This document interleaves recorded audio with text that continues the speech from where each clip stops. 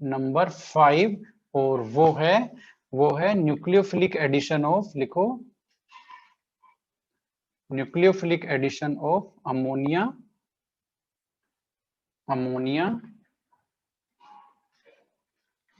Ammonia को क्या लिखते हैं, NH3 एंड इट्स डेरिवेटिव्स। ये लो भाई, ये एंड इट्स डेरिवेटिव्स, ठीक है। ये लो, अमोनिया और इसके डेरिवेटिव्स। अब बात को समझ लो, पहले हम अमोनिया और इसके डेरिवेटिव को क्या बोल रहे हैं वो समझ लो, ठीक है। अमोनिया को हम लिखते हैं इस तरह से, ये अमोनिया है कि नहीं है बताओ? ये अमोनिया है, ओके।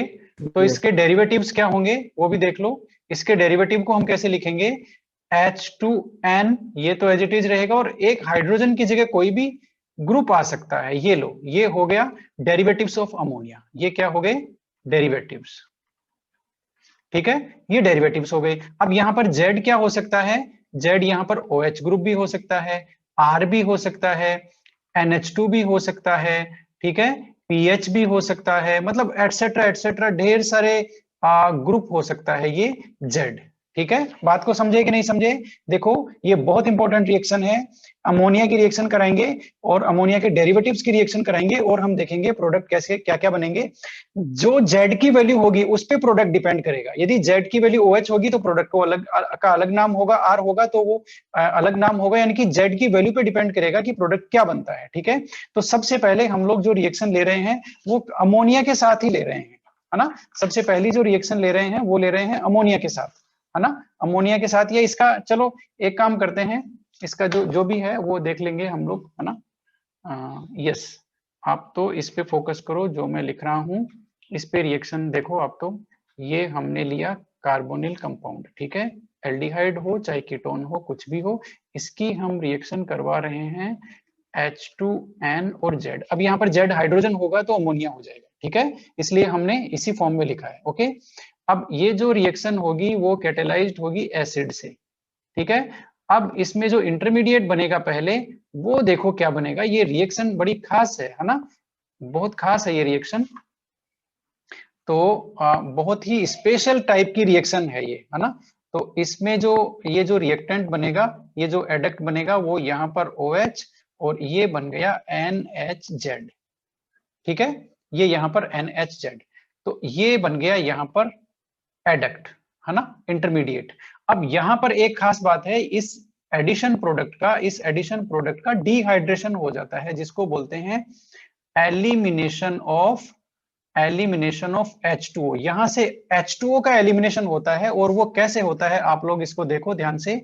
ये देखो, ये मैंने H2O को बाहर निकाल दिया एज इट इज, ये देखो H2O को मैंने बाहर निकाल दिया, है ना। तो अब क्या बना भाई, अब जो बना वो आप लोग लिख सकते हो, ये लो, ये लो, ठीक है। और इससे क्या अटैच हो गया, डबल बॉन्ड से, वो सिंगल बॉन्ड था अब डबल बॉन्ड हो गया, नाइट्रोजन और Z।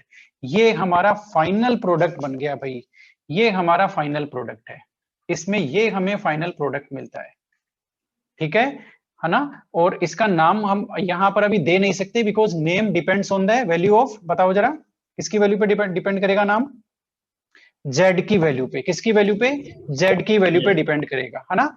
अब इस रिएक्शन से रिलेटेड हमारी टेक्स्ट बुक में एक टेबल है, क्या है, टेबल है, और वो टेबल हम कहीं और से भी ले सकते हैं। पहले इसके रिलेशन में दो इंपॉर्टेंट पॉइंट्स हैं इस रिएक्शन के, उसमें वो हम लोग लिख सकते हैं। सबसे पहला तो ये रिएक्शन है ना, एसिड कैटेलाइज्ड इसमें यूज होता है, आप लोग लिख लो, है ना, catalysed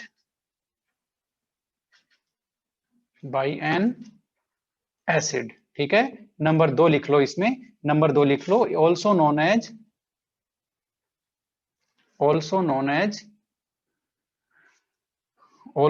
as nucleophilic addition elimination reaction. ये लो भाई, ये एक नया नाम आ गया, nucleophilic addition elimination reaction, because nucleophilic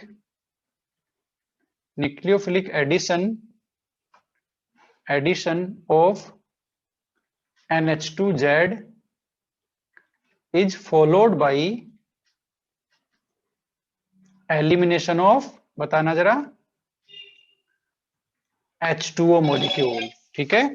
H2O molecule क्या बोलते हैं, उससे एलिमिनेट हो जाएगा, इसलिए इसको न्यूक्लियोफिलिक एडिशन एलिमिनेशन रिएक्शन भी बोलते हैं। यहाँ पर सेकंड स्टेप जो है, जो बाद में हो रहा है, वो यूनिक है। देखो वो अभी तक नहीं हुई थी, किसी में भी नहीं हुई थी, है ना। यहाँ पर H2O का एलिमिनेशन हो रहा है और फाइनल प्रोडक्ट एक अलग तरह का बन रहा है, ठीक है।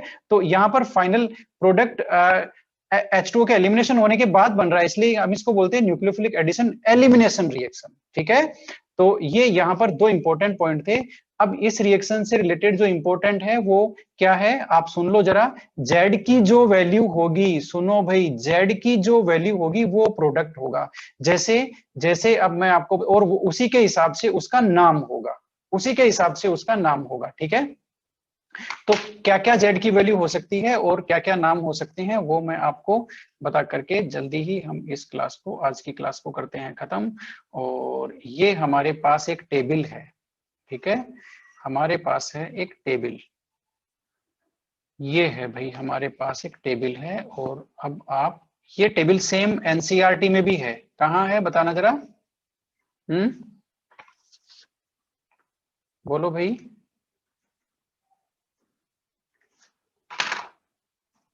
ओके, है ना। ये देखो, ये आपके सामने अब एक टेबल है, ओके। अब जो मेरी बात है उसको आप याद रखो। मैंने क्या कहा अभी, प्रोडक्ट किस पे डिपेंड करेगा बताना जरा। प्रोडक्ट किस पे डिपेंड करेगा, बोलो भाई। Z की वैल्यू पे। Z की वैल्यू पे, Z की वैल्यू पे, ठीक है। तो इस टेबल को बताने से पहले मैं आपको एक चीज और बताऊंगा, वो आप यहां पर समझ लो, है ना। वो एक चीज और बताऊंगा, वो आप समझ लो, that is very very interesting, very very interesting, ठीक है। अब आप देखो इस रिएक्शन में फाइनल प्रोडक्ट कैसे बन रहा है, वो देखो आप, है ना। फाइनल प्रोडक्ट कैसे बन रहा है मैं लिख देता हूं सीधा ही, फाइनल प्रोडक्ट कैसे बनाना है उसको मैं लिख देता हूं, उसकी जो स्कीम है लिख देता हूं, आप भी अपनी कॉपी में लिख लीजिए। ये देखो, ये हमने लिया एल्डिहाइड या ketone, whatever it is, no problem at all, ठीक है। अब आपको फाइनल प्रोडक्ट बनाने की ट्रिक मैं बता रहा हूं, वो कैसे बनाना है। आपको यहां पर लगाना है H2N और Z, आपने लगा दिया यहां पर, ठीक है। H2N और Z आपने यहां पर लगा दिया। हाँ भाई आज भेज देंगे, ठीक है, आज भेज देंगे नोट्स, ओके। तो ये लगा दिया। अब इसमें देखो कैटलिस्ट क्या यूज लिया आपने, H+, है ना। और अब आपको फाइनल प्रोडक्ट कैसे बनाएंगे, स्क्रीन पे देखिए आप, और इसको ट्रिक को भी लिख लीजिए। H2 मॉलिक्यूल बाहर निकालना है ना आपको फाइनली, ये देखिए यहां से एक H2 मॉलिक्यूल ये बाहर निकाल दीजिए, आपको कुछ नहीं करना है, ये H2 molecule as it is बाहर निकालना है, ठीक है। वापस मैं बता देता हूं, ये देखिए ये H2 मॉलिक्यूल आपको बाहर निकालना है, ठीक है। अब जो Z है, N है, वो एज इट इज आपको लिख देना है। N डबल बॉन्ड से बॉन्डेड हो जाएगा, ये देखो कार्बन डबल बॉन्ड N और Z। अब देखो भाई ऊपर मैच कर लो, फाइनल प्रोडक्ट यही है, फाइनल प्रोडक्ट यही है, ठीक है। तो ये फाइनल प्रोडक्ट बनाने की ट्रिक मैंने आपको बताई है कि आपको इस रिएक्शन में से एक वाटर मॉलिक्यूल एलिमिनेट करना है और इस तरह से करना है, और बाकी जो दोनों रिएक्टेंट का जो पार्ट है उसको आप एज इट इज ऐड करके लिख देंगे, आपको अपनी तरफ से उसमें कुछ नहीं करना है, ठीक है। एज इट इज आपने ऐड करके रख दिया, डबल बॉन्ड आपने मेंटेन किया, नाइट्रोजन NZ वाला जो पार्ट है वो आपने as it is double bond से यहां बॉन्डेड कर दिया, ये आपका बन गया फाइनल प्रोडक्ट, ठीक है। ये ट्रिक है इस रिएक्शन में प्रोडक्ट बनाने की, और जो Z की वैल्यू होगी उस पर डिपेंड करता है आपका ये रिएक्टेंट क्या होगा, ये रिएक्टेंट क्या होगा और उसका प्रोडक्ट का नाम क्या होगा, ठीक है। ये डिपेंड करता है Z की वैल्यू पे। अब आप इस टेबल पे फोकस करो, और ये टेबल आपकी टेक्स्ट बुक में है, टेक्स्ट बुक से ये टेबल आपको कॉपी में बनानी है, ठीक है। यहां मैं आपको ये टेबल समझा रहा हूं, या इससे भी बना सकते हो, नो प्रॉब्लम एट ऑल, ठीक है। ये तो पहली बात, तो मैंने जो प्रोडक्ट बनाने की ट्रिक थी वो देख लो, एज इट इज फॉलोड। ये आप एक H2 मॉलिक्यूल निकाल दो, एज इट इज बन गया, और आपको जोड़ के लिख देना और कुछ नहीं करना, ठीक है। अब भाई Z की वैल्यू क्या क्या हो सकती है, हाइड्रोजन होगा, Z की वैल्यू हाइड्रोजन होगी, तो ये तो NH3 हो गया ना, इसका नाम क्या है बताना जरा, नाम क्या हुआ, बोलो। Z की वैल्यू H हो गया तो नाम हो गया अमोनिया, NH3 हो गया ना टोटल। और इस केस में प्रोडक्ट देखो ऐसे बनेगा, आपको ये जो H2 है ये गायब कर देना है और एज इट इज जोड़ के लिख देना है, यही प्रोडक्ट बनेगा। इसको क्या बोलते हैं, बोलो। इमीन, इसको इमीन बोलते हैं। तो इसलिए मैं ये कह रहा था कि जेड की वैल्यू, ये यहाँ जेड की वैल्यू दिखाई हुई है, ये जेड की वैल्यू उन्होंने हाइड्रोजन ली तो आपका रिएक्टेंट हो गया अमोनिया, रिएक्टेंट हो गया अमोनिया, तो प्रोडक्ट अब आपका ये बनेगा, ठीक है, और उसको बोलते हैं इमीन, ठीक है। अब आप इस एनालॉजी को समझ जाओ, जेड की वैल्यू चेंज हो रही है तो रिएक्टेंट चेंज हो रहा है, प्रोडक्ट भी चेंज हो रहा है। देख लो, जेड की वैल्यू आपने ये ली, आर ले ली, एल्काइल ग्रुप कोई भी रख दिया जेड की जगह, तो ये हो गया प्राइमरी एमीन, RnH2 हो गया ना, RnH2, ये एमीन हो गए, एमीन ग्रुप, ठीक है।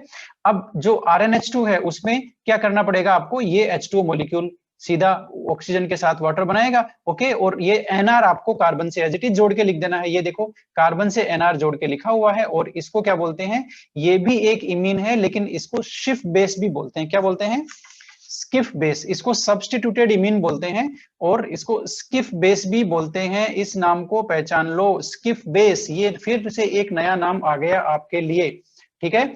OH होगा तो क्या बोलेंगे भाई, जेड की वैल्यू OH होगी तो श्रेया नाम बताओ, रिएक्टेंट का नाम क्या होगा, अमोनिया के डेरिवेटिव का नाम क्या होगा, बोलो। हाइड्रोक्सिल हाइड्रोक्सिल एमीन, क्योंकि OH को क्या बोलते हैं, OH को हाइड्रोक्सिल ग्रुप बोलते हैं, और NH2 लगा हुआ है तो वो हो गया हाइड्रोक्सिल एमीन, कोई दिक्कत नहीं है ना, तो ये हो गया हाइड्रोक्सिल एमीन। अब इसका प्रोडक्ट बना सकते हो, यहां पर आपको सीधा ये हाइड्रोजन है ये हटा देना है, ये हाइड्रोजन हटा करके आप सीधा उससे कार्बन से डबल बॉन्ड से NOH को जोड़ दो, क्या बन गया प्रोडक्ट, श्रेया बताना जरा। ऑक्सीम बन गया सर। ऑक्सिम, ऑक्सिम, यदि हाइड्रोक्सिल एमीन उधर लेंगे, और जेड की वैल्यू OH होगी, ये देखो ये कॉलम जेड की वैल्यू का है, ये रिएजेंट की स्ट्रक्चर और उसके नाम का है, ये प्रोडक्ट की स्ट्रक्चर और उसके नाम का है, ठीक है ना। अब प्रिया तुम बताओ, जेड की वैल्यू NH2 ले ली हमने, तो नाम क्या हो गया उसका, बोलो, रिएक्टेंट का नाम क्या हो गया, रिएजेंट का, हाइड्रेजीन, और बन क्या गया, हाइड्रेजोन। यदि जेड की वैल्यू हमने ये ले ली है ना, फिनाइल ग्रुप लगा दिया हमने, NH फिनाइल ग्रुप लगा दिया, तो उसको बोलेंगे फिनाइल हाइड्रेजीन, है ना। तो अब ये जो टेबल है आप इसको ड्रॉ करना टेक्स्ट बुक में से, better to draw from textbook, ठीक है, और मिलेंगे हम कल, ठीक है। तो ये 5 रिएक्शन हमारी हो गई, और यहाँ पर ये रिएक्शन बड़ी डेंजरस थी, और इस रिएक्शन से रिलेटेड इंपॉर्टेंट पॉइंट्स अभी बाकी है, ठीक है, बस आपको टेबल ये ड्रॉ करनी है टेक्स्ट बुक से, इज इट ओके, है ना। तो अब आपको पता चल गया कि जेड की वैल्यू के बेसिस पे रिएजेंट डिसाइड होगा, है ना, और ये जो हमने लिया है ना, ये तो हो गया हमारा प्राइमरी एमीन, ठीक है, RnH2 है ना प्राइमरी एमीन, और ये सब्स्टिट्यूटेड इमीन बन गया, ठीक है। अब यदि किसी ने जेड की वैल्यू आपको दे दी, किसी ने कहा कि भाई जेड की वैल्यू आपको रखनी है ये NH2 रखनी है ना, तो आपका रिएजेंट ये हो गया, तो रिएजेंट का नाम बताना और प्रोडक्ट का भी नाम बताना फटाफट। रिएजेंट क्या हो गया, हाइड्रेजीन, हाइड्रेजीन, और ये प्रोडक्ट क्या हो गया, हाइड्रेजोन, हाइड्रेजोन, ठीक है। इनसे सबसे बच के रहना, पूरी टेबल याद करनी है आपको, ठीक है। इसके अलावा यदि किसी ने ये कहा कि भाई आपका जो प्रोडक्ट है, वो जो रिएजेंट है उसमें जेड की वैल्यू आपने ये ले ली है, ये ले लो, ये लो भाई, जेड की वैल्यू ये ले ली, ये जेड की वैल्यू हो गई, देखो, है ना। तो अब इसका रिएजेंट का नाम क्या हो गया, अब ऊपर वाला देखो हाइड्रेजीन है, हाइड्रेजीन में हमने एक हाइड्रोजन हटा करके फेनिल ग्रुप लगा दिया, तो ये हो गया फेनिल हाइड्रेजीन, सही बात है ना, कोई प्रॉब्लम नहीं है ना, ये फेनिल हाइड्रोजन हो गया। अब प्रोडक्ट इसका फेनिल हाइड्रेजोन हो जाएगा, टेबल में देख लो, ठीक है। इसके अलावा अब एक और है जिसमें हम जो NH2 की वैल्यू है वो हम ये लेते हैं, सॉरी जेड की वैल्यू है वो हम ये लेते हैं, ये हमारे जेड की वैल्यू है भाई, ये जेड है हमारा, ठीक है। तो इसको क्या बोलते हैं, बोलो जरा, सेमी कार्बेजाइड, ये है सेमी कार्बेजाइड, ये है सेमी कार्बेजाइड, आप टेबल में पहचानिए सेमी कार्बेजाइड, वो पूरी टेबल आपको बनानी है, या मैं टेबल नोट्स में दे दूंगा, वो बनाना है, और इसका जो प्रोडक्ट बनेगा उसमें क्या हो जाएगा प्रोडक्ट, ये देखो स्क्रीन पे देखते जाओ, C डबल बॉन्ड, अच्छा semi carbazone. Semi carbazone product बनाना देखो बहुत सिंपल सी बात है, आपको करना कुछ ही नहीं है, ये दो हाइड्रोजन है H2O के साथ बाहर निकाल दो, बाकी एज इट इज जोड़ के रखना है। You have to do nothing from your side, आपको अपनी तरफ से कुछ ही नहीं, दिमाग ही नहीं लगाना है ना, सीधा हम जानते हैं H2O का एलिमिनेशन हो रहा है। ये लो भाई सेमी कार्बेजोन, बस इनका नियम, जो इनका जो प्रोडक्ट का नाम है वो हमें ध्यान रखना है, सेमी कार्बेजोन। ठीक है, अब यहां तक तो ठीक है, इसका मतलब हमने ये टेबल कर ली पूरी। आप इसको ध्यान से देखिए, सारे आपने कर लिए क्या, पढ़ते जाओ जरा। इमीन बन गया, सिफ्स बेस बन गया है ना, substituted imine, oxime, hydrazine, phenyl hydrazine और सेमी कार्बेजोन, हो गया सारा का सारा। ठीक है, अब एक और है, एक बचा हुआ है, that is very dangerous one, very important one. अब आप हेडिंग लगाओ है ना, और कॉपी में लिख लो फटाफट उसको है ना। सबसे पहले हेडिंग लगाओ 2,4-DNP टेस्ट लगाओ, ये इसी रिएक्शन का पार्ट है। 2,4-DNP test for carbonyl compounds लगाओ भाई, कार्बोनिल कंपाउंड, इसी ये जो रिएक्शन है हमारी है ना, अमोनिया डेरिवेटिव्स वाली, इसी का पार्ट है 2,4-DNP टेस्ट कार्बोनिल कंपाउंड। अब ये 2,4-DNP क्या है बोल करके इसको देख लेते हैं हम लोग है ना। इसकी फुल फॉर्म है 2,4-डाइनाइट्रोफेनिल hydrazine, dinitrophenyl hydrazine.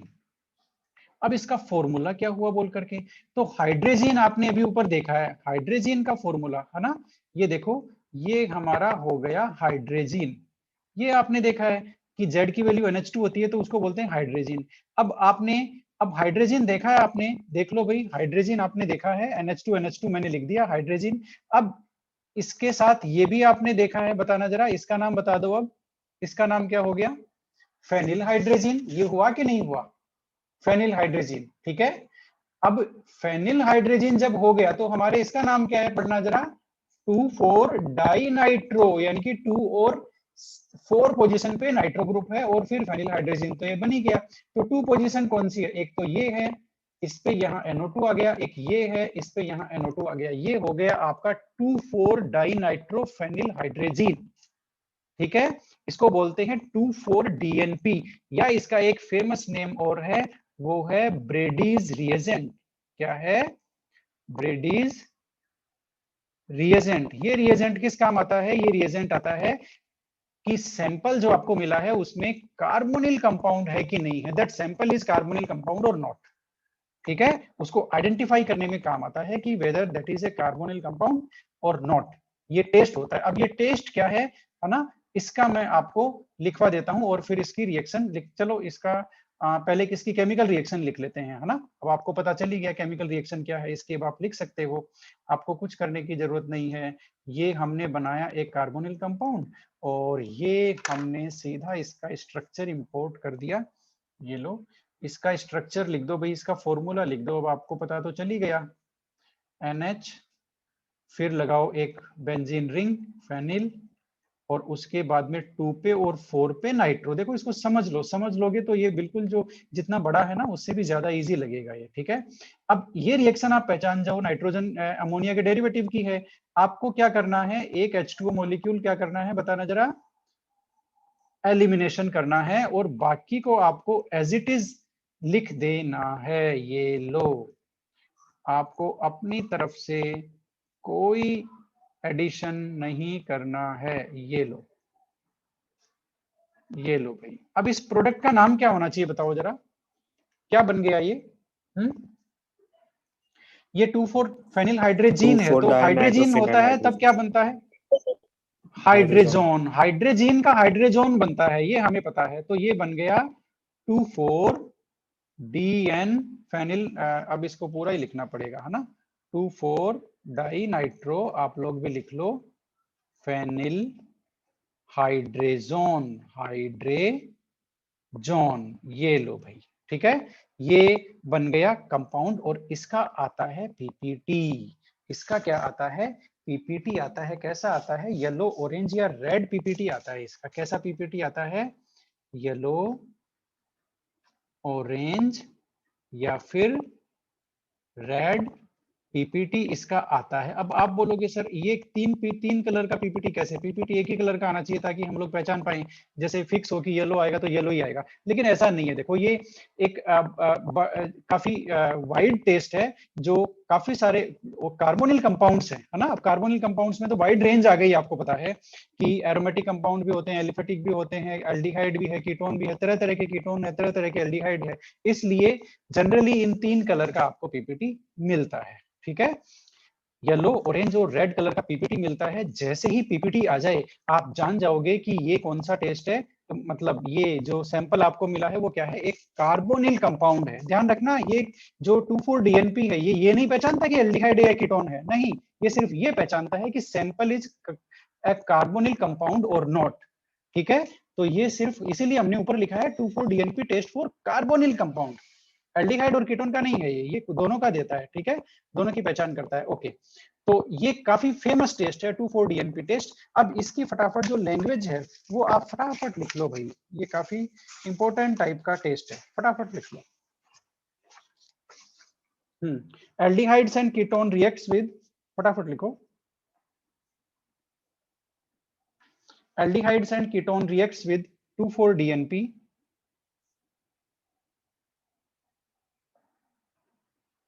Aldehydes and ketones reacts with 2,4-DNP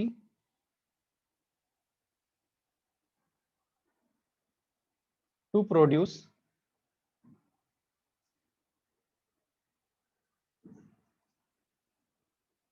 aldehydes and ketones to produce yellow, orange, red PPT,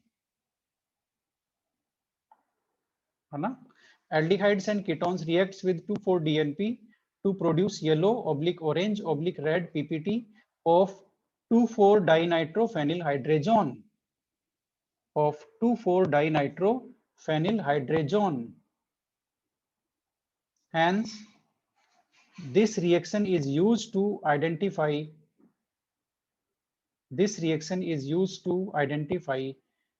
carbonyl group in organic compounds. Hence, this reaction is used to identify carbonyl groups in organic compounds. ठीक है ना, carbonyl group को ये identify करने में काम आती है। ओके, अब एक हमारे पास वीडियो है, आपको would you like to see the video of this test? Yes sir. बताओ भाई।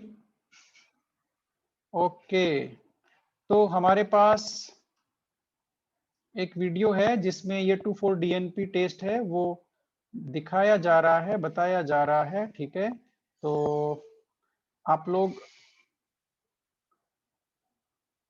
अभी वॉइस तो आ नहीं रही ना आपके पास? No sir. No sir. कोई बात नहीं, आप देखते जाओ। 2,4-डाइनाइट्रोफेनिलहाइड्रोजन टेस्ट है।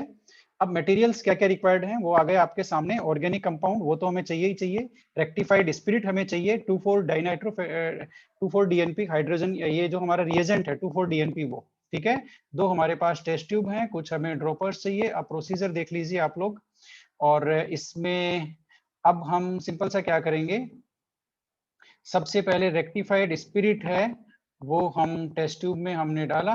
ठीक है, उसमें ऑर्गेनिक कंपाउंड हमने पहले से लिया हुआ है, मिक्स हमने कर लिया रेक्टिफाइड स्पिरिट को।